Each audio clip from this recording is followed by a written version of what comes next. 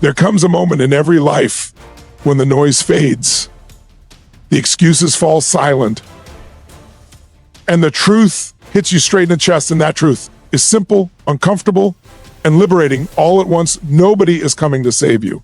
Not your family, not your friends, not the economy, not the government, not some perfect opportunity that magically appears at the right time. And the second you truly hear that, not just intellectually but emotionally, something inside you wakes up. Because if nobody is coming, then it means the power has been in your hands all along. Radical personal responsibility is the moment life truly changes, because it shifts the focus from everything outside of you to the one place where real power has always lived. The moment you stop asking who is at fault and start asking what you can control, your entire identity begins to transform. Responsibility is not about blame or guilt. It is about ownership, and ownership changes the way you see challenges, setbacks, and even pain. When you take full responsibility for your thoughts, your emotions, and your actions, you no longer feel like a victim of circumstances, but the architect of your outcomes. Most people resist responsibility because it feels heavy, but in truth, it is the lightest burden you can carry. Blame keeps you trapped, waiting for conditions to improve, people to change, or luck to arrive. Responsibility frees you because it puts the steering wheel back in your hands. When you accept that your current results are a reflection of your past decisions, you also accept that new decisions can create new results. That realization is not comfortable, but it is powerful beyond measure. Radical responsibility requires brutal honesty with yourself. It means admitting when you have tolerated less than you deserve, when you have chosen comfort over growth, and when fear disguises itself as logic. It means recognizing that excuses may protect your pride, but they quietly destroy your future. Growth begins the moment excuses end, and responsibility is a line that separates those two worlds. When you cross that line, you stop waiting for permission and start creating momentum. This shift changes how you interpret failure. Instead of seeing failure as proof that you are not enough, you see it as feedback, information guiding your next move. Responsibility turns mistakes into lessons and pain into fuel. It builds resilience because you understand that no matter what happens, you have the ability to respond, adapt, and rise. You stop asking why this happened to you and start asking how you can use it. Taking responsibility also raises your standards. You stop settling for average relationships, average effort, and average results because you know that what you allow will continue. You begin to expect more from yourself, not out of pressure, but out of respect for your potential. Discipline becomes an act of self-respect, and consistency becomes a reflection of who you believe you are. When you live from radical responsibility, confidence grows naturally. Not the loud, performative kind, but a quiet, grounded certainty that you can handle whatever comes your way. You trust yourself because you know you will not abandon yourself when things get hard. This trust becomes the foundation for leadership, influence, and fulfillment because people are drawn to those who take ownership of their lives and their energy. Life does not become easier when you take responsibility, but you become stronger, clearer, and more focused. You stop negotiating with reality and start working with it. And in that space where accountability meets action, real change begins to unfold, shaping a life that reflects choice, intention, and inner authority rather than chance or circumstance. Waiting for rescue is one of the most subtle traps the human mind can fall into because it disguises itself as hope while quietly draining momentum. It sounds harmless to believe that something or someone will eventually show up and make things better. But over time, that belief becomes a cage. People wait for the right timing, the right connection, the right mood, or the right opportunity, not realizing that life rewards movement, not readiness. While they wait, days turn into years and the cost of inaction compounds silently. Comfort is the currency of stagnation. When people wait to be saved, they often remain in familiar discomfort rather than face the uncertainty of change. Familiar pain feels safer than unfamiliar effort. The mind convinces itself that staying where you are is practical, responsible, or patient. But beneath those labels is fear of failure, fear of judgment, and fear of losing identity. Waiting becomes a strategy to avoid risk, and over time, that strategy becomes a habit. This habit reshapes identity. When you consistently wait for external rescue, you begin to see yourself as someone who reacts rather than creates. Decisions are outsourced to circumstances, and power is handed over to things you cannot control. Over time, this erodes self-trust because deep down you know you are capable of more, yet you keep postponing the moment you prove it to yourself. That inner conflict creates frustration, resentment, and a sense of being stuck. The world does not respond to people who hesitate indefinitely. Opportunities rarely arrive fully formed and neatly packaged. They appear messy, inconvenient, and demanding action before clarity. Those who win understand that clarity comes after movement, not before it. Waiting for perfect conditions is another way of avoiding responsibility. Progress requires stepping forward before confidence shows up and committing before certainty is guaranteed. There is a hidden cost to waiting that few people talk about, and that cost is belief. Every time you delay action, you reinforce the story that you are not ready or not capable. That story gains strength through repetition until it feels like truth. Over time, ambition fades not because the dream disappeared, but because belief in oneself slowly eroded. The tragedy is not failure, but never fully trying. Breaking free from this pattern requires a decision to act without permission. No one is coming to tap you on the shoulder and announce that it is your turn. Life does not issue invitations, it responds to courage. The moment you choose to move despite fear, something shifts internally. Action builds confidence, not the other way around. Each small step taken without waiting weakens the habit of hesitation and strengthens the identity of someone who leads themselves. When you stop waiting for rescue, responsibility replaces hope as your driving force. You stop asking when things will change and start asking what you will do today. That shift turns pressure into purpose and discomfort into growth. Momentum begins to build. Not because life suddenly became easier, but because you decided to stop standing still and start participating fully in your own future. Pain is unavoidable, but power is optional, and the difference between the two is how you choose to respond. Most people experience pain and immediately try to escape it, numb it, or blame something outside themselves for it. But pain carries information, and when you stop resisting it and start listening, it can become one of the greatest forces for transformation. The moment ownership replaces blame, pain stops being an enemy and starts becoming a teacher. Blame feels relieving in the short term because it protects the ego from discomfort. It gives you a reason why things are the way they are and places responsibility somewhere else. But the price of blame is long-term weakness. When you blame, you surrender your ability to change the situation. Ownership, on the other hand, may sting at first, but it restores your strength because it puts you back in control of your response and your direction.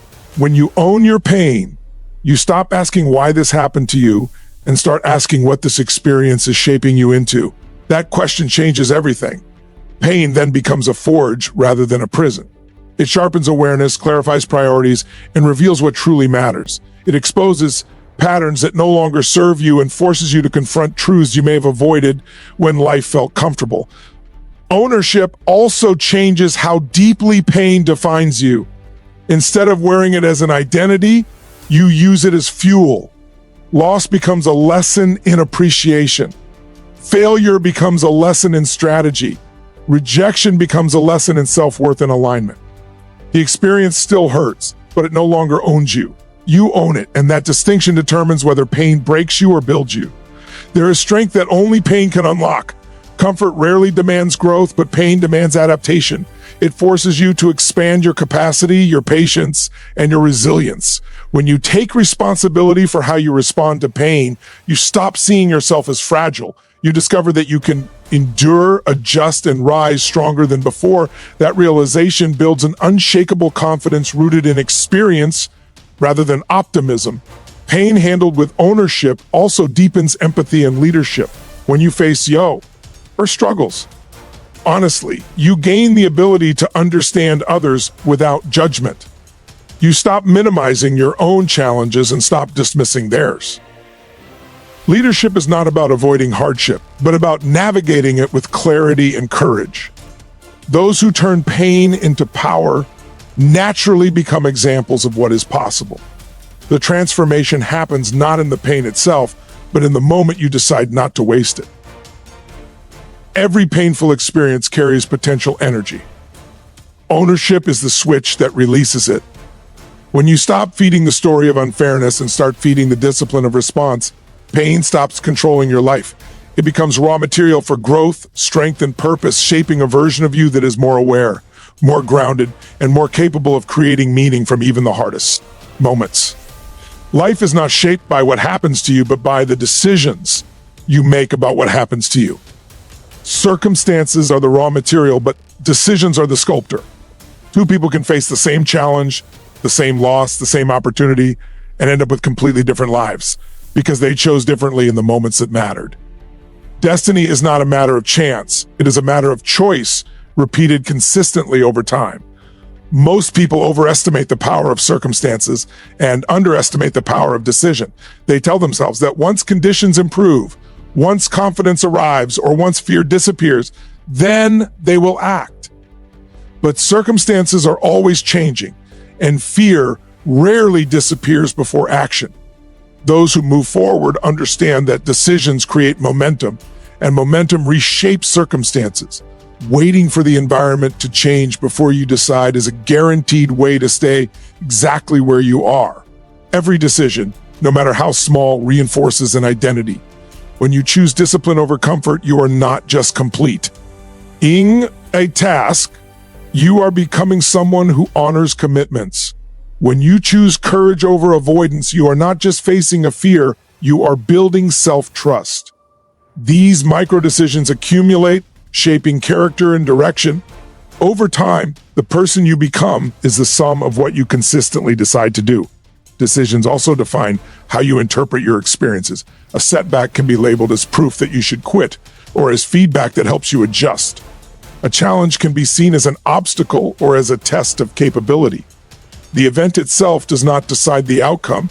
Your interpretation does, and interpretation is a choice. Those who win are not free from difficulty. They are decisive in how they respond to it. Indecision is itself a decision, often driven by fear disguised as caution.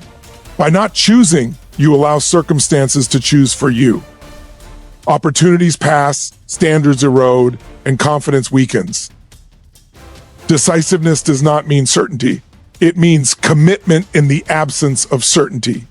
It means choosing a direction and adjusting along the way rather than standing still waiting for perfect clarity.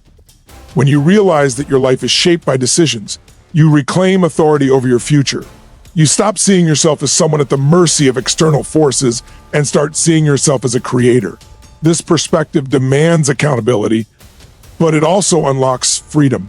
You may not control everything that happens, but you always control the meaning you assign and the action you take. The most powerful decisions are often the simplest ones, deciding to show up when you do not feel like it, deciding to speak the truth when it feels uncomfortable, deciding to keep going when quitting seems easier. These choices rarely feel dramatic in the moment, but over time they compound into extraordinary results. Destiny is not built in a single heroic act, but in daily decis. Ions that align with who you choose to become rather than what your circumstances suggest you should be. Self-leadership begins the moment you stop waiting for direction from the outside world and start setting direction from within. It is the ability to guide your thoughts, your emotions, and your actions, even when conditions are uncertain or uncomfortable. Without self-leadership, potential remains untapped because talent alone does not create progress. Direction does. When you lead yourself, you become less dependent on motivation and more committed to purpose. Many people look for leaders to follow, mentors to guide them, or systems to hold them accountable. But the most important leadership conversation is the one you have with yourself every day. The way you speak to yourself in moments of challenge determines whether you move forward or retreat. Self-leadership means choosing empowering language, setting standards for your behavior, and refusing to let temporary emotions dictate permanent actions. Discipline is one of the purest expressions of self-leadership. It is not about punishment or restriction, but about alignment. Discipline means doing what needs to be done because it aligns with the future you are committed to creating. When you consistently act in alignment with your values, confidence grows naturally.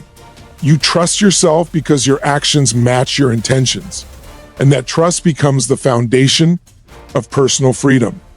Self-leadership also requires emotional mastery.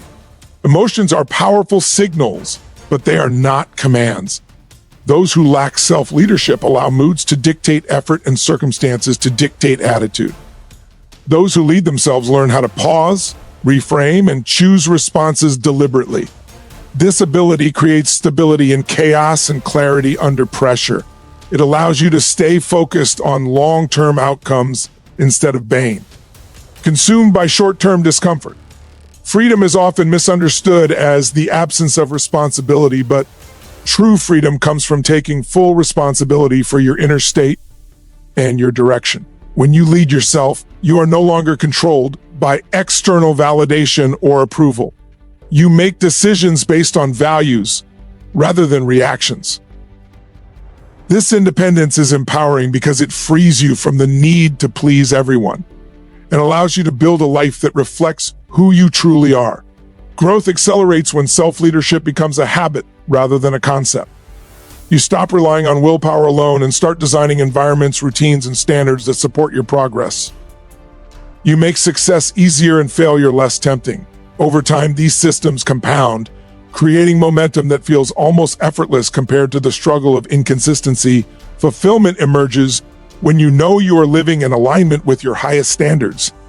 Self-leadership is not about perfection, but about integrity, choosing to act in accordance with your values even when it is inconvenient. This alignment creates a deep sense of satisfaction because you are no longer divided between who you are and who you want to be. When you lead yourself consistently, life stops feeling chaotic and starts feeling intentional. And that sense of direction becomes the gateway to lasting freedom, meaningful growth, and a life driven by choice rather than circumstance.